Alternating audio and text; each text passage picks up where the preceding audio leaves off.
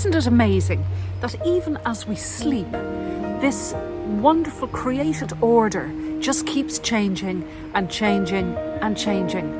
Sometimes if we take our eyes off it, it appears to change very suddenly.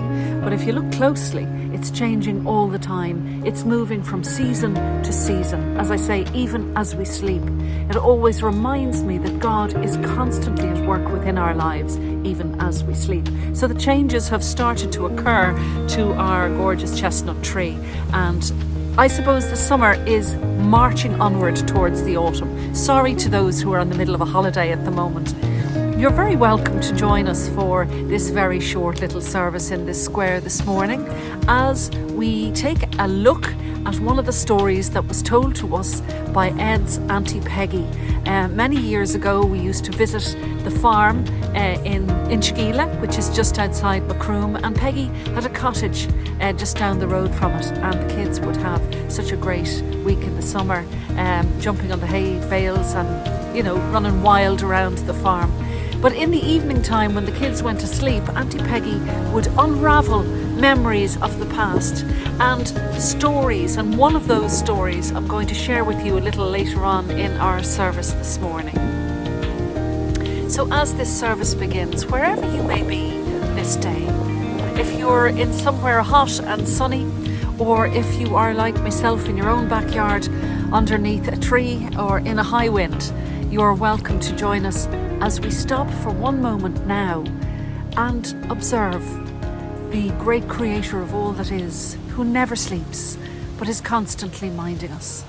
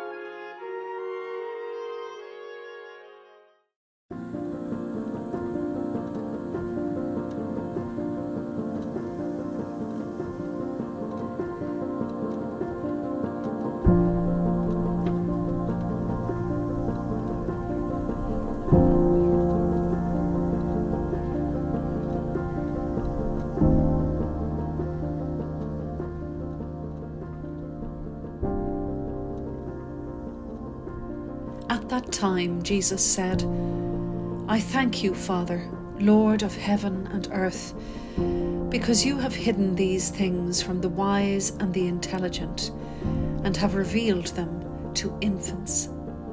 Yes, Father, for such was your gracious will. All things have been handed over to me by my Father, and no one knows the Son except the Father, and no one knows the Father except the Son, and anyone to whom the Son chooses to reveal him. Come to me, all you that are weary and are carrying heavy burdens, and I will give you rest. Take my yoke upon you and learn from me, for I am gentle and humble in heart, and you will find rest for your souls. For my yoke is easy and my burden is light.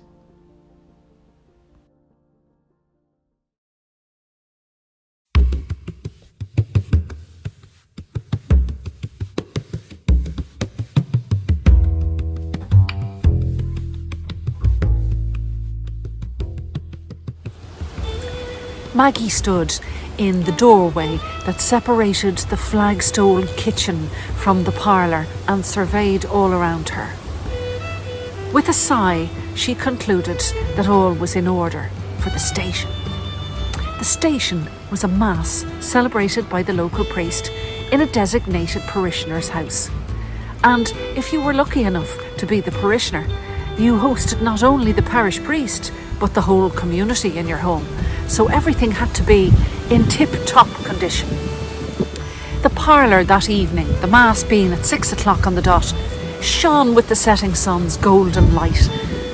And Maggie observed with some degree of pride the vase of freshly cut roses on the windowsill. She had placed a small table in the centre of the parlour, but closer to the fireplace, and had draped upon it a linen white tablecloth and placed a crucifix on that again. From this vantage point, the priest would carry out the Mass. Everything was in order. Within the kitchen and the yard, floors had been swept, pans had been shined, and the kitchen table, which would normally be bedecked in a piece of newspaper with freshly boiled potatoes on the top of it for those who came in for their lunch, the workers who came in to be fed, was now bedecked in a beautiful tablecloth and had on its surface plates of freshly baked and buttered bread and delicious slices of cold meat.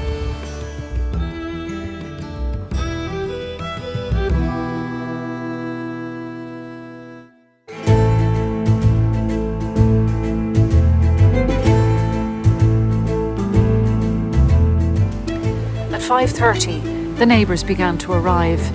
Maggie watched them through the kitchen window. They chatted noisily coming up the lane, obviously excited about the Mass, or more excited about the chat and the refreshments they would have afterwards. At 2 minutes to 6, the priest would arrive, as he always did, and the Mass started 6 o'clock on the dot. Everything was in situ, except there was one final hurdle for Maggie to overcome. Her husband, Tom.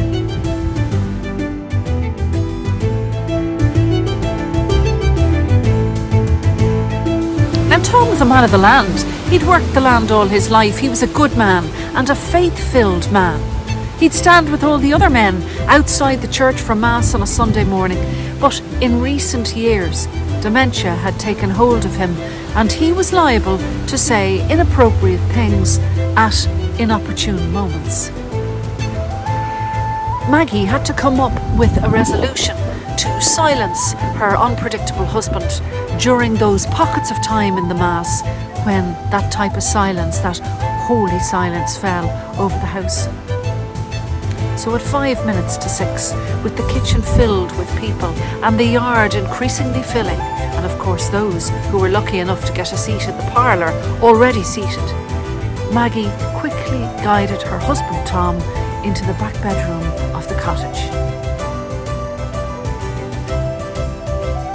She placed him in an easy chair and covered him in a cosy blanket, and then she produced her finest weapon, plate of buttered bread and slices of delicious cold meat.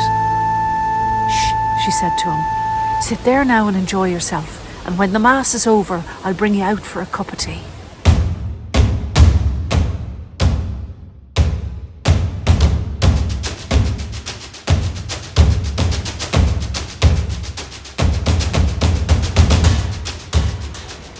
At 6:02, the priest arrived with a swish of black cassock. Those in the yard parted to let him gain access to the house, and those in the kitchen parted a channel to gain access to the parlour. He took up his position behind the little table and opened his satchel to remove the paten on which he placed the communion wafers.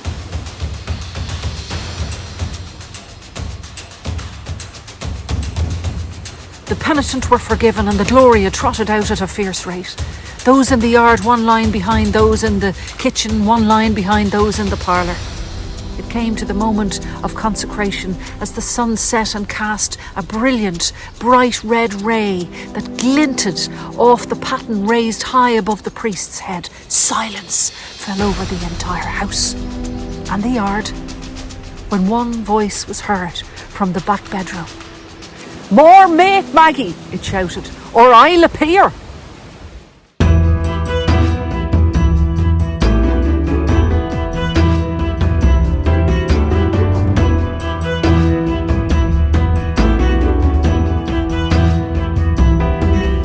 Isn't it true of our human nature that we often tuck things away that we don't think will be acceptable to other people, or habits that we might have within ourselves, or things we might have done, and we judge ourselves and think, no, that's not right. And worse again, we often find ourselves unworthy of God, and particularly within a religious setting where it is really good and really fitting to be respectful and to a certain degree pious when you come into the presence of God. Isn't it awful to think that if we don't behave in a certain way, we're not really respecting God as we should? When all the time, and through the person of the Christ in today's gospel, we hear of somebody who is hugely approachable, who absolutely loves us when we wake, loves us as we're sleeping, constantly is with us, calling us forward into communion with Him. This morning, if there's anything we can learn from this, it's those words from the gospel. Father, Jesus said, you have seen fit to reveal yourself to the little ones, not to the ones who the world seems to think are wiser or more appropriately equipped to receive God, but to the little ones who live from the very seat of their pants and from the very heart of their soul. Come to me, Jesus says, all who are burdened, and I will give you rest. My yoke is light, my burden is light. I'll walk with you, I'll help you. You never need to be hiding from me or hiding any part of yourself from me. So if we can get that right at the very heart of our faith, at the very heart of the church on a Sunday morning, what we wear, where we come, where we sit, what we do, if we can get the very essence of our faith right, that we know that in God's eyes we are utterly loved and utterly accepted, then there's no need to hide anything away, and all are worthy to come and receive from Him.